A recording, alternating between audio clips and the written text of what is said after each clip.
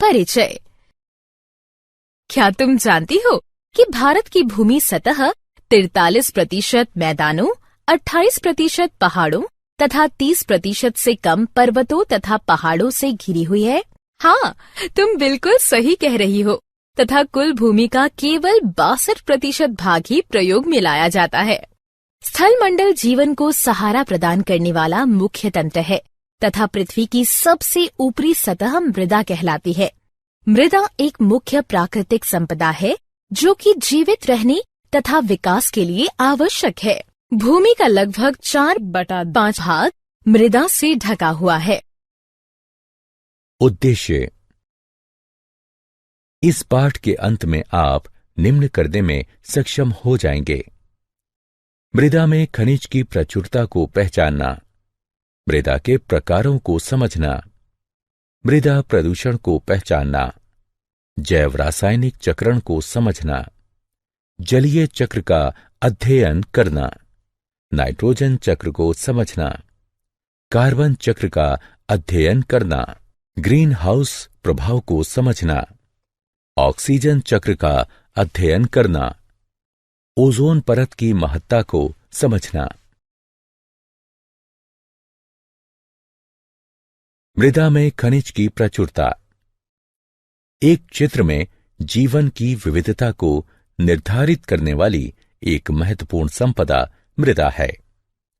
पृथ्वी की सबसे बाहरी परत को भूपृष्ठ कहा जाता है और इस परत में पाए जाने वाले खनिज जीवों को विभिन्न प्रकार के पालन पोषण करने वाले तत्व प्रदान करते हैं। लेकिन यदि ये खनिज बड़े पत्थरों के साथ संलग्न होते हैं तो ये जीवों के लिए उपलब्ध नहीं होंगे। हजारों और लाखों वर्षों के लंबे समयांतराल में पृथ्वी की सतह या उसके समीप पाए जाने वाले पत्थर विभिन्न प्रकार के भौतिक, रासायनिक और कुछ जैव प्रक्रमों के द्वारा टूट जाते हैं। टूटने के बाद सबसे अंत में बचा महीन कण मृदा है। वे कारक या प्रक्रियाएं जिनसे मृदा बनती है निम्न हैं। सूर्य दिन के समय पत्थर को गर्म कर देता है जिससे वे प्रसारित हो जाते हैं। रात के समय ये पत्थर ठंडे होते हैं और संकुचित हो जाते हैं क्योंकि पत्थर का प्रत्येक भाग असमान रूप से प्रसारित तथा संकुचित होता है। ऐसा बार बार होने पर पत्थर में दरार आ जाती है तथा अंत में ये बड़े पत्थर टूटकर छोटे छोटे टुकड़ों में विभाजित हो जाते हैं। जल मृदा के निर्माण में दो प्रकार से सहायता करता है। पहला, सूर्य के ताप से बने पत्थरों की दरार में जल जा सकता है। यदि यह जल बाद में जम जाता है तो यह दरार को और अधिक चौड़ा करेगा। दूसरा, बहता हुआ जल कठोर पत्थरों को भी तोड़ फोड़ देता है। तेज गति के साथ बहता हुआ जल प्रायः अपने साथ बड़े और छोटे पत्थरों को बहाकर ले जाता है। ये पत्थर दूसरे पत्थरों के साथ टकराकर छोटे छोटे कणों में बदल जाते हैं। जल पत्थरों के इन कणों को अपने साथ ले जाता है और आगे निक्षेपित कर देता है। वायु। जिस प्रकार जल में पत्थर एक दूसरे से टकराने के कारण टूटते हैं, उसी प्रकार तेज हवाएं भी पत्थरों को तोड़ देती हैं। वायु जल की ही तरह बालू को एक स्थान से दूसरे स्थान तक ले जाती है।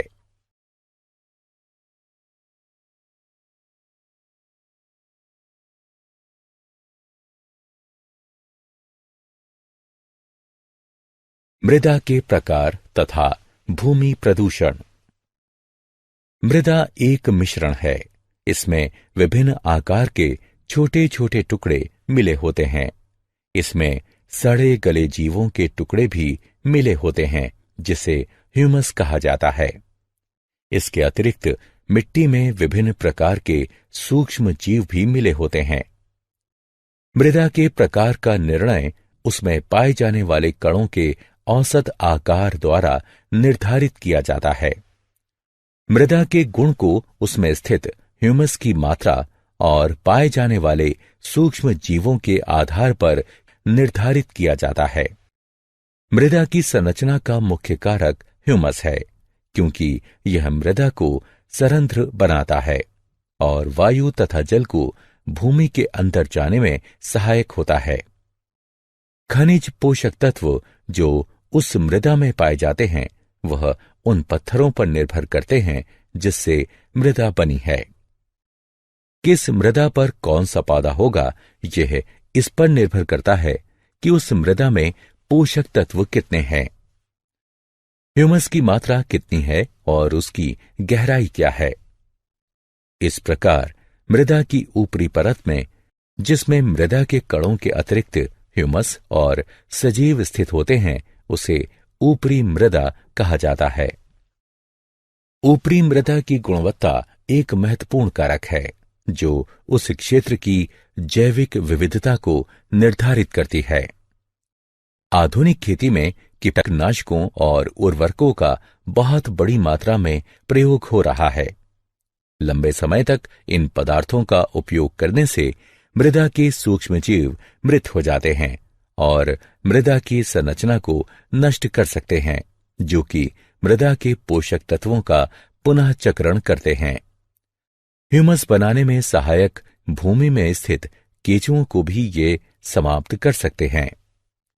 अगर संपोषणीय खेती नहीं की जाए तो उपजाऊ मृदा जल्द बंजर भूमि में परिवर्तित हो सकती है। उपयोगी घटकों का मृदा से हटना और दूसरे हानिकारक पदार्थों का मृदा में मिलना, जो कि मृदा की उर्वरता को प्रभावित करते हैं और उसमें स्थित जैविक विविधता को नष्ट कर देते हैं, इसे भूमि प्रदूषण कहते हैं। मृदा के महीन कण प्रवाहित वायु या जल के साथ भी स्थानांतरित हो सकते हैं। मृदा के समस्त कणों के स्थानांतरित हो जाने पर कठोर पत्थर बाहर आ जाता है। इस प्रक्रिया में एक महत्वपूर्ण संपदा की हानि हो जाती है, क्योंकि पत्थर पर उर्वरता नगण्य होती है। इस प्रक्रिया को मृदा यानी भूमि का अपरदन कहते हैं। पौधों की जड़ें मृदा यानी भूमि के अपरदन को रोकने में महत्वपूर्ण भूमिका निभाती हैं। सतह पर पाई जाने वाली वनस्पतियां जल को गहरी परतों के अंदर ले जाने में भी महत्वपूर्ण भूमिका निभाती हैं। जैव रासायनिक चक्रण। जैव रासायनिक चक्रण ऐसे चक्रीय मार्ग हैं जिनके द्वारा रासायनिक तत्व यानी घटक पर्यावरण से जीवों में आते हैं तथा पुनः जीवों से पर्यावरण में वापस आ जाते हैं। जैव रासायनिक चक्रण इसलिए आवश्यक है क्योंकि इन तत्वों के संदर्भ में पृथ्वी तथा उसका पर्यावरण बंद तंत्र कहलाता है तथा इन तत्वों का पृथ्वी से बाहर कोई भी बहाव नहीं होता तथा उनकी मात्राएं सीमित होती हैं। जैव रासायनिक चक्रण मुख्यतः दो प्रकार का होता है, गैसीय चक्रण और अवसाद चक्रण। जलीय चक्र। हम जानते हैं कि जलीय भागों से जल के वाष्पीकरण और फिर उस जल वाष्प के संघनित होने के कारण वर्षा होती है, लेकिन इस लगातार संघनन प्रक्रिया के बाद भी हमने समुद्रों और महासागरों को सूखते हुए कभी नहीं देखा है। इसलिए हमारे मस्तिष्क में यह प्रश्न उठता है कि किस प्रकार यह जल इन जलीय भागों में वापस आ जाता है। इस प्रश्न का उत्तर यह है कि पूरी प्रक्रिया को, जिसके द्वारा जल जलवाष्प बनता है और वर्षा के रूप में सतह पर गिरता है और फिर नदियों के द्वारा समुद्र में पहुंच जाता है, इसे ही जलीय चक्र कहते हैं। ये सारा जल जो पृथ्वी पर गिरता है तुरंत समुद्र में वापस नहीं चला जाता है। इनमें से कुछ मृदा द्वारा सोख लिया जाता है तथा भूजल का कुछ हिस्सा बन जाता है। कुछ भूजल झरनों के द्वारा सतह पर आ जाता है या हम कूपों और नलकूपों के माध्यम से इसे अपने प्रयोग के लिए सतह पर लाते हैं।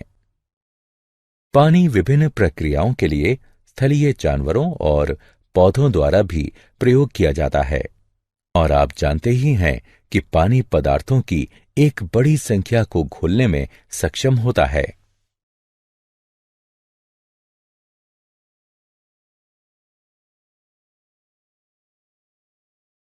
नाइट्रोजन चक्र।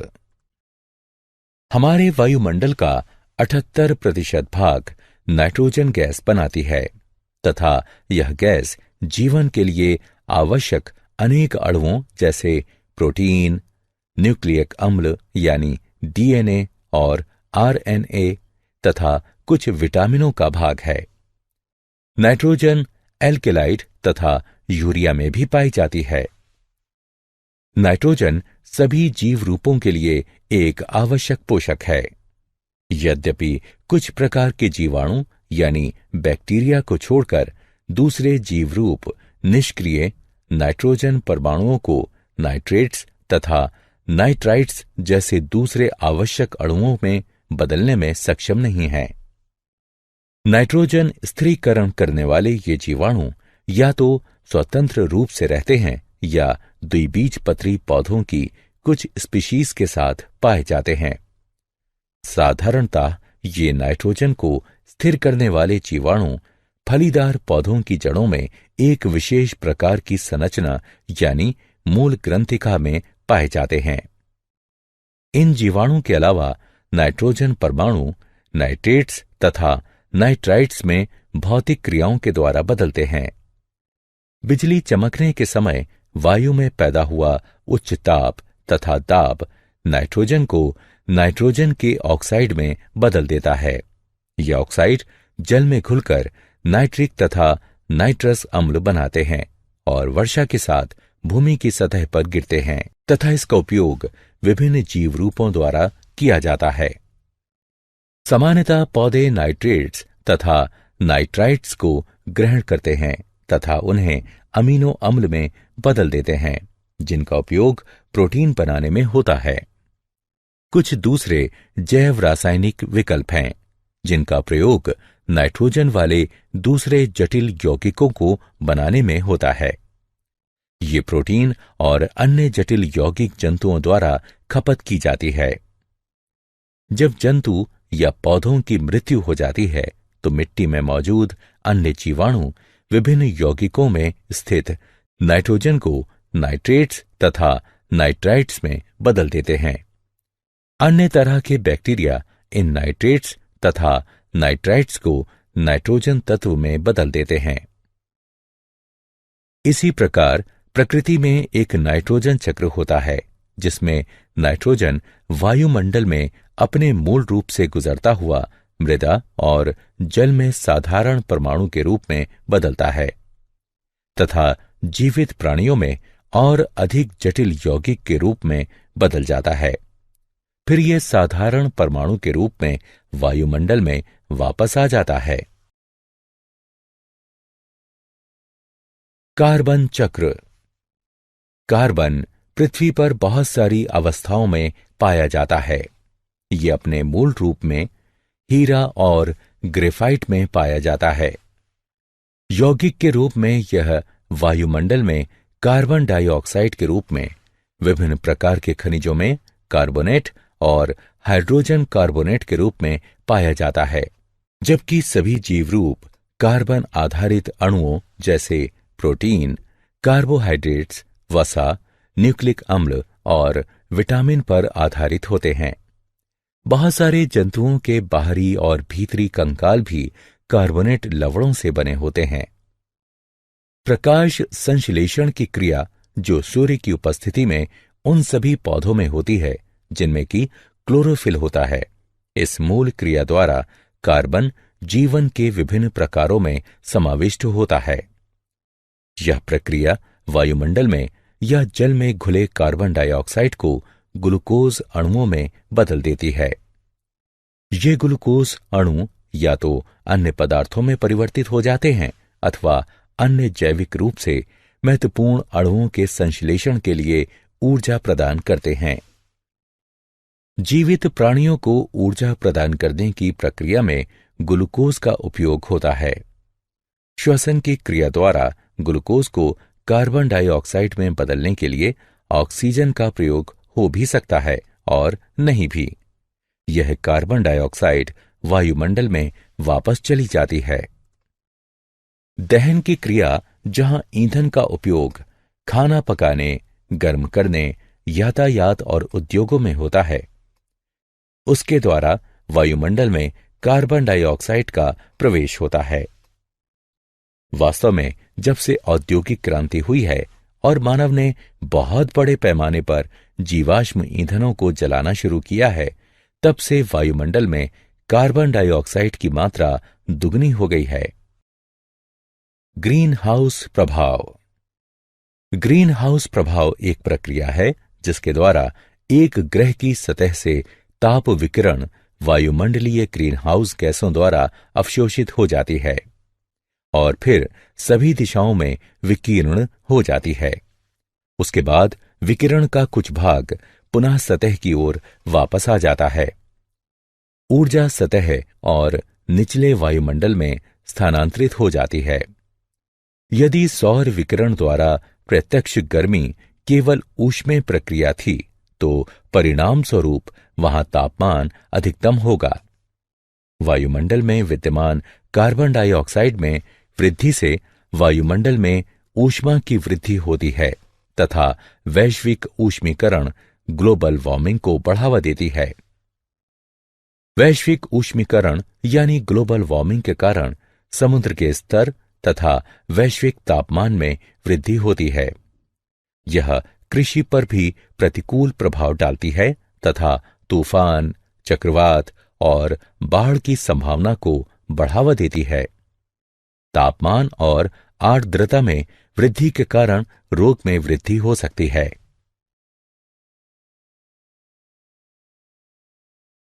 ऑक्सीजन चक्र। ऑक्सीजन की मात्रा मूल रूप में वायुमंडल में लगभग 21% है। यह बड़े पैमाने पर पृथ्वी के पटल में यौगिक के रूप में तथा वायु में कार्बन डाइऑक्साइड के रूप में भी पाई जाती है।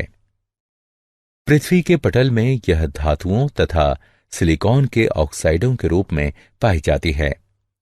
यह कार्बोनेट, सल्फेट, नाइट्रेट तथा अन्य खनिजों के रूप में भी पाई जाती है। यह जैविक अणुओं जैसे कार्बोहाइड्रेट्स, प्रोटीन, न्यूक्लिक अम्ल और वसा अथवा लिपिड का भी एक आवश्यक घटक है।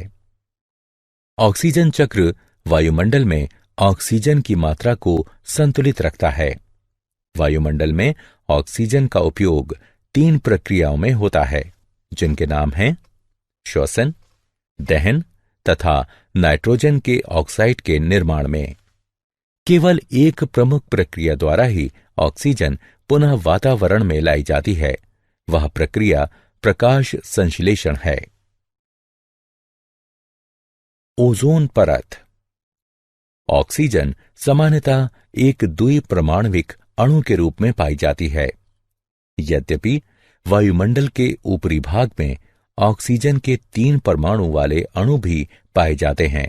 इसका सूत्र O3 होता है तथा इसे ओजोन कहते हैं। ऑक्सीजन के सामान्य द्विपरमाणविक अणु के विपरीत ओजोन विषैला होता है।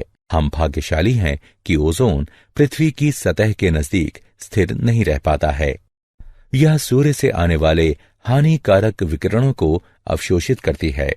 इस प्रकार ये उन हानिकारक विकिरणों को पृथ्वी की सतह पर पहुंचने से रोकती है, जो कि कई जीव रूपों को हानि पहुंचा सकते हैं। हाल ही में ये पता चला है कि ओजोन परत का ह्रास होता जा रहा है। मनुष्य के द्वारा बनाए गए विभिन्न प्रकार के यौगिक जैसे क्लोरोफ्लोरोकार्बन यानी CFC वायुमंडल में स्थित अवस्था में उपस्थित हो जाते हैं। CFC यानी क्लोरीन तथा फ्लोरीन युक्त कार्बन यौगिक है। ये बहुत स्थायी होते हैं तथा किसी जैव प्रक्रिया द्वारा भी विघटित नहीं होते हैं। एक बार जब वे ओजोन परत के समीप पहुंचते हैं, वे ओजोन अणुओं के साथ प्रतिक्रिया करते हैं। इसके परिणाम स्वरूप ओजोन की परत में कमी आई और हाल ही में अंटार्कटिका के ऊपर ओजोन परत में छिद्र पाया गया। ओजोन परत के और भी अधिक क्षीण होने के कारण पृथ्वी पर जीवन पर पड़ने वाले प्रभावों के विषय में कल्पना करना भी कठिन है। अतः बहुत लोगों के विचार में ओजोन की परत के क्षीण होने की प्रक्रिया को रोकने के प्रयास आवश्यक हैं। अतः लोगों को ओजोन परत के भविष्य में होने वाले क्षय को रोकने के लिए प्रतिबद्ध होना चाहिए। क्या आप जानते हैं, पिछले कुछ दशकों से प्रत्येक वर्ष दक्षिणी हेमिस्फीयर शीत के दौरान क्लोरीन तथा ब्रोमीन की रासायनिक अभिक्रियाओं से दक्षिणी ध्रुवीय भाग में ओजोन परत का क्षय काफी तेजी से हो रहा है। इस क्षय वाले भाग को ओजोन छिद्र कहते हैं। ओजोन छिद्र का आकार नक्शे के कुल ओजोन कॉलम को मापकर किया जाता है। पृथ्वी के क्षेत्र से यह गणना की गई है कि यह 220 डॉप्सन इकाइयों के एक निरंतर मान के साथ एक रेखा द्वारा घिरा है। ऐतिहासिक परीक्षणों में 1979 से पूर्व अंटार्कटिका के ऊपर जब ओजोन का मान 220 डॉप्सन इकाइयों से कम पाया गया, तब से 220 डॉप्सन इकाइयों का मान निर्धारित किया गया। इसके अलावा अंटार्कटिका के ऊपर प्रत्यक्ष मापन से 220 डॉप्सन इकाइयों से कम एक ओजोन स्तर कॉलम क्लोरीन और ब्रोमीन यौगिकों द्वारा ओजोन हानि का एक परिणाम है। सारांश। आइए हमने जो कुछ सीखा है उसे संक्षेप में दोहराएं। विभिन्न प्रकार के पोषक तत्व चक्रीय रूपों से पुनः उपयोग किए जाते हैं। इस कारण जैवमंडल के विभिन्न घटकों में एक निश्चित संतुलन स्थापित होता है। वायु, जल तथा मृदा का प्रदूषण जीवन की गुणवत्ता और जैव विविधताओं को हानि पहुंचाता है। हमें अपनी प्राकृतिक संपदाओं को संरक्षित रखने की आवश्यकता है और उन्हें संपोषणीय रूपों में उपयोग करने की आवश्यकता है।